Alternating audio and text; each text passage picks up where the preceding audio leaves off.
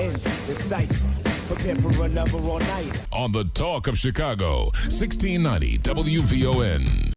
My whole problem with this is that it's Derrick Rose. It's not Amani Shumpert. It's not some lower level player. This is the MVP from a year and a half ago of the NBA. But if your teammates even come out and say, listen, if you ain't ready mentally, don't come back. I understand that part, but it's not about that. It's about Rose. It's not about what his teammates think about. It's about why is this such a mental hurdle when other players have been able to overcome And understand, this? a way to actually get over the mental hurdle, believe it or not, is you have to face your fears. Well, you just got to play. You have to suit up, go out there. Obviously, they would limit his minutes and they would work him back into the mix. I mean, that's how that process was work. But he's not going to get over it just sitting in someone's office talking about how he's afraid to come back because the injury, he might re-injure himself. Everybody has that fear. But you don't get over it until you address it. Right. But you're in that field. You're not saying that he should not talk to someone. He absolutely should talk to somebody. Okay. But it comes a point when you stop talking and you start doing. Because every psychiatrist will tell you, at some point you have to address your fears.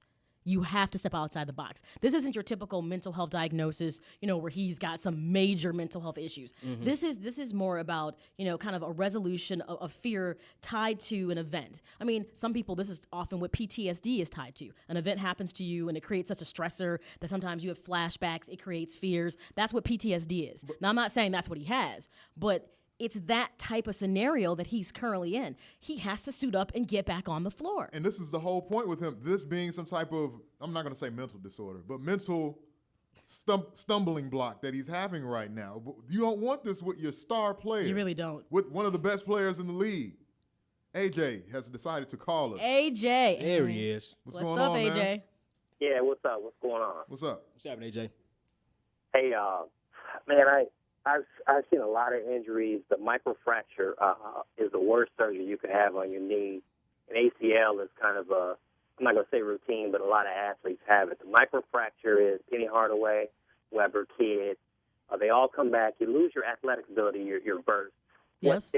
What Derrick was, and I agree with Maya here, and Roop, and the other young man, I don't know your name, but the whole thing with Derrick is when I heard him say a month and a half ago, I heard someone out of the camp say he's scared to cut. Right then when I heard that, I said he's done. He's absolutely done for 2012-13. It's in his mind. He's scared him to death. He's fragile. Everybody's built differently on a pain threshold. It shocked him. It scared the hell out of him, but he cannot get over that.